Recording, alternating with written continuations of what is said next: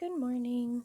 So today I posted a couple of things for you. One, I posted the video that Advanced Placement has released concerning what you will need to take your exam. And then I also posted a sheet with focus notes on it. And we're going to be talking about these in segments to kind of review some information before you go and take your exam. So today we're focusing on thesis, line of reasoning, and topic sentences. And this is something that many of you indicated on that form that you were still struggling with and didn't quite fully understand.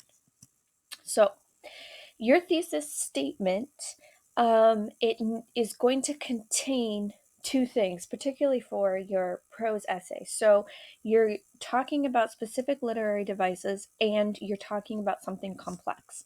Now, I've provided you this very basic frame. The author uses these three literary devices to convey, and then you fill in the blank. The reason that I've given this to you is that you tend to you for whatever reason, the default for many of you is just to restate the prompt, and that's not going to get you the thesis point. So what do you need to get the thesis point? You need to identify those literary devices, and you need to identify multiple ones. If you look at the language of the rubric, it talks about how if you only have one literary device, then in row B, you're only eligible to get a 3. You can't get a 4. So why not give yourself the most opportunity to get the most points by doing multiple? And you actually need to identify them. You can't just say these literary devices. You have to actually say contrast, diction, and dialogue, because that if you just say literary devices, that's borderline just restating the prompt. And I wanted you to be very clear that you are making your own interpretation and argument. Now, the something complex part is the part where you actually have to define that. Some of you are still saying in the complex relationship. And again, that's borderline restating the prompt. It's not an original argument. So, where does it go? It's the last sentence of your first paragraph. This is where 99% of your readers are going to be looking.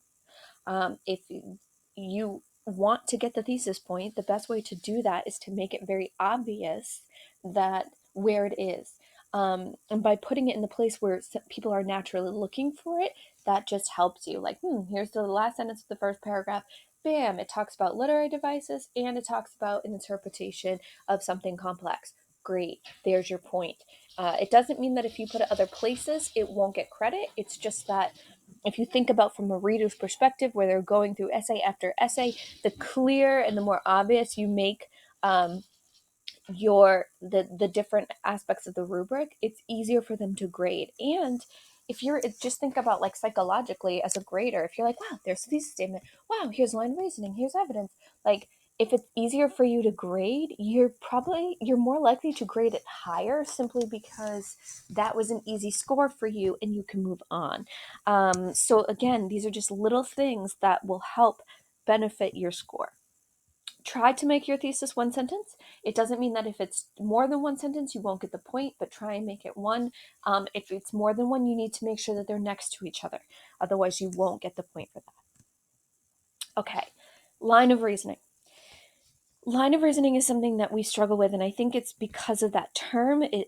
Of line of reasoning, you probably haven't heard that before, unless you took seminar with me last year. So you want to think of your reasoning as a line. It's not a square or a circle or a spiral, it's a line.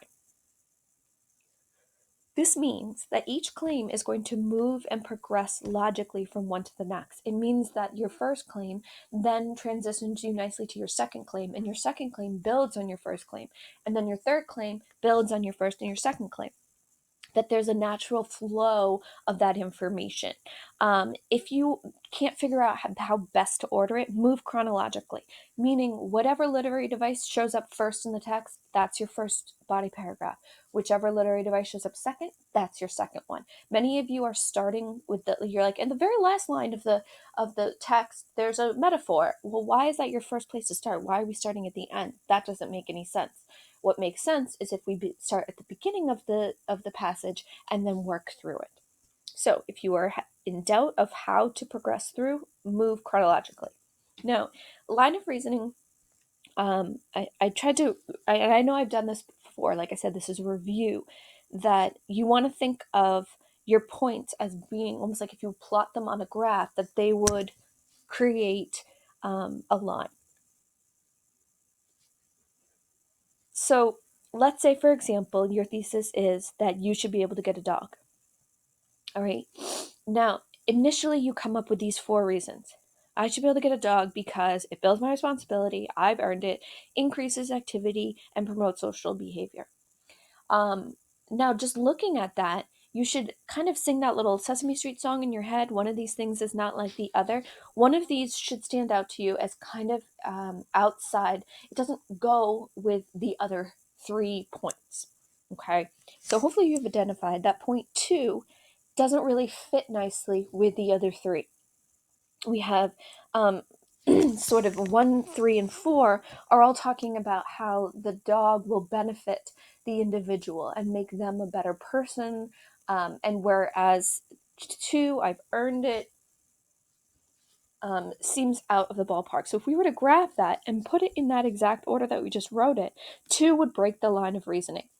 So if you look at our graph over here, instead of continuing with an even slope, like 1 1, like a slope of 1, I guess, that it breaks it. It kind of goes off in a different direction, and then you have to pull back. So if you were writing, you're going to be like, okay, so it builds my responsibility, and then I've earned it, pulls you off, and then we return. So you have 2 options here. One, you can cut it entirely, throw it out, you still have 3 paragraphs, 1, 3, and 4. And 3 and 4 actually lend themselves very nicely to going near each other. So regardless of the order that you put these in, I would put 3 and 4 next to each other. It's a nice transition of, oh, while I'm out getting, being active, I might run into somebody who's another dog owner, and then now we are friends. Okay. So option number 1, get rid of it entirely. Option number 2 is to switch the order. So if you were to put that last, right, in this line, so you go, it builds my responsibility, increases activity, promotes social behavior. Those are all the benefits of how it helps you as become a better person. And then the last point is, hey, I've earned it. Look at all the ways that I've worked really, really hard, and I deserve to have this dog. So if you eliminate number 2, you maintain your line of reasoning. And if you move number 2 to the end, you've maintained your line of reasoning. Either way, you're getting a flow where 1 point builds on the next, builds on the next. It progresses logically.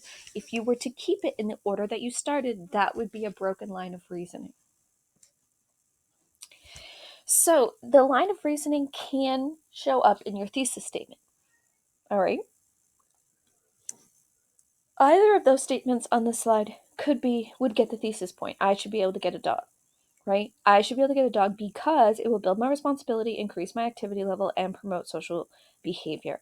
Now, the second one is what you would call your 3-tiered or 3-part thesis, where you're putting your reasons in. You don't have to do it that way, but it can help you. And if you write it this way, build my responsibility, increase activity, and social behavior, then each of those aspects, those tiers to your thesis, become the topic sentences of your body paragraphs, and it should go in that order as well. So building responsibility comes first, then activity level, then social behavior.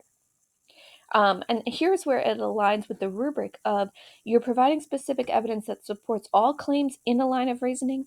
And it consistently explains this in line of reasoning. So if you have established that this goes in a line and then you continuously support it with specific evidence, that's what's going to push you to getting a 4 in this row. So, for example, if we're looking at this thesis, I should be able to get a dog because it will build my responsibility, increase my activity level, and promote social behavior. Now, topic sentences. This is the first sentence of your paragraph. It is a claim. All right? All you're doing is breaking this down into pieces. I should be able to get a dog because it will build my responsibility. And then that whole paragraph is about responsibility. Evidence. Adolescents who have a pet are 91% more responsible as adults. I made this up. I have no idea. Okay? Body paragraph number 2, the first sentence. I should be able to get a dog because it will increase my activity. Evidence. Dog owners acquire an average of 5,000 more steps per day than non-pet owners. Again, made this up. And then the last claim, the first sentence in that paragraph, your topic sentence, I should be able to get a dog because it will promote social behavior. Evidence: dog owners report a 46% higher satisfaction in their social life. Made that up. So, if you construct your thesis this way, where you begin to set out a line of reasoning for yourself and then you follow through with your organization of your essay, that is how you're embedding that line of reasoning. I've talked about you're building your essay sort of like a house, where your evidence is at the bottom, and then on top of that is your topic sentence, and the top part of the house is your thesis. Okay. And what I want you to note here is that the thesis is not the bottom; it is the top of the house. So if you get rid of your claims, your topic sentences, and you get rid of your evidence, then the roof is going to fall. And that's why I construct it this way, where you have your evidence is what is holding up. Think of that as like, the foundation for your topic sentences, and then your topic sentences are the walls that then hold up the roof. Okay. Without the evidence, the claims would fall. Without the claims, the thesis would fall, and then your house collapses. So you want to. There should be, again. There's connections between all of this. You can also see almost like another line, right, where we have evidence supporting topic, supporting thesis, evidence supporting topic, supporting thesis, evidence supporting topic, supporting thesis, and all of these together create this nice strong house that won't blow over. Okay, so if this is something that now you're recognizing, even in the outline that you made from last class, that you want to go back and just switch the order of some of your claims here, go ahead and do that. If not, I want you to go to the question posted today and either make a comment about something that you understand or ask a question about something that you need more information. And be sure to watch the video from College Board.